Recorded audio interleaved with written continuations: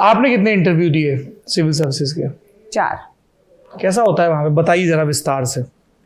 Mock interview या main interview? Main बताइए पहले तो, हमारी तो सच्ची मुच्ची वाले में ज्यादा दिलचस्पी है, मॉक भी जरूरी है तैयारी के लिए।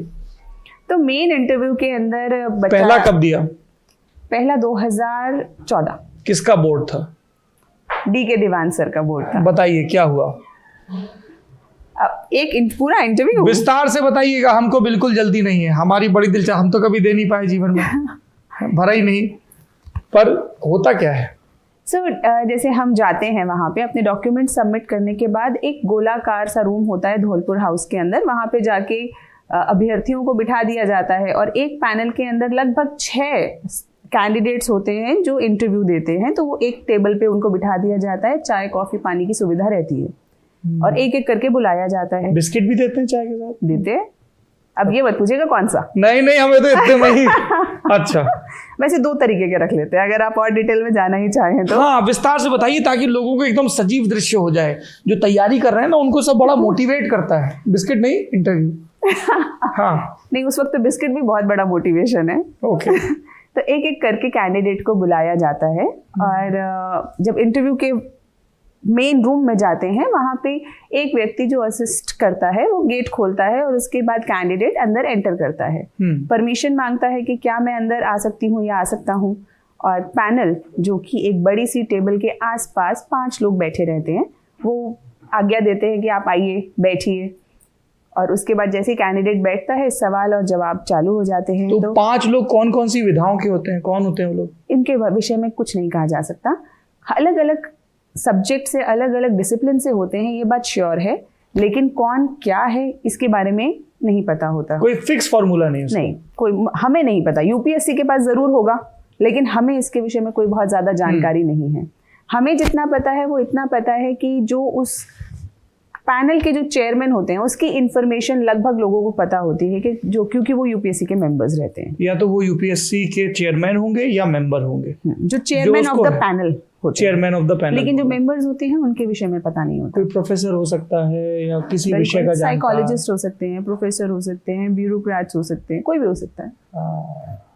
फिर पहुंच के बैठ गए? क्या सब्जेक्ट था आपका?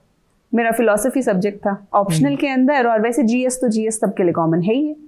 और जब हम अंदर जाते हैं तो एक एक करके पैनलिस्ट जो होते हैं वो सवाल करते हैं और अभ्यर्थी अपना जवाब देता है।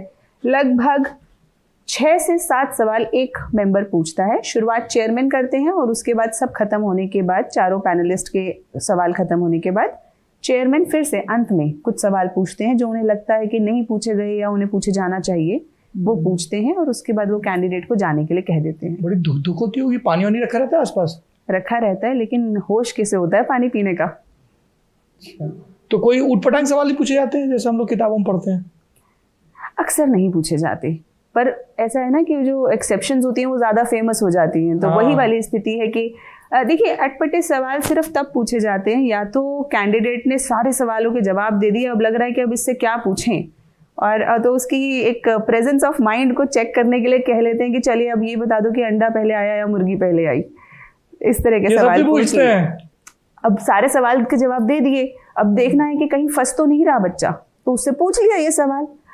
और अगर किसी बच्चे ने बिल्कुल ही कोई जवाब नहीं दिए, जिससे कोई आशा सी नहीं लग रही है, तो कब लगता है समय कैसे पास करें, तो चलो कुछ एंटरटेनमेंट कर लेते हैं, तो तब ऐसे आते हैं। वरना अक्सर अभ्यर्थियों के सामने बड़े ही सुलझे हुए और गहरे सवाल पूछे जाते हैं ताकि ये जज किया जा सके कि वो इन प्रतिष्ठित सर्विसेज के लिए लायक है या नहीं।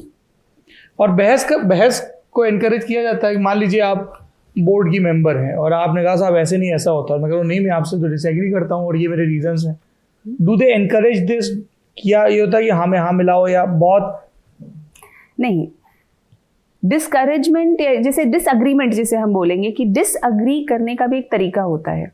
अगर आप रीजन्ड साउंड आर्ग्यूमेंट्स के बेसिस पे डिसएग्री कर रहे हैं तो बिल्कुल जायज़ सी बात है, बल्कि पैनल चाहेगा, क्योंकि जो ब्यूरोक्रेट है उससे भी हमारी ये आशा रहती है कि अगर वो सही सलाह दे पॉलिटिकल लीडर्स को, जो भी पॉलिसी बना रहे हैं उसमें सही सलाह दे, और सही सलाह देने के लिए करेज चाहिए।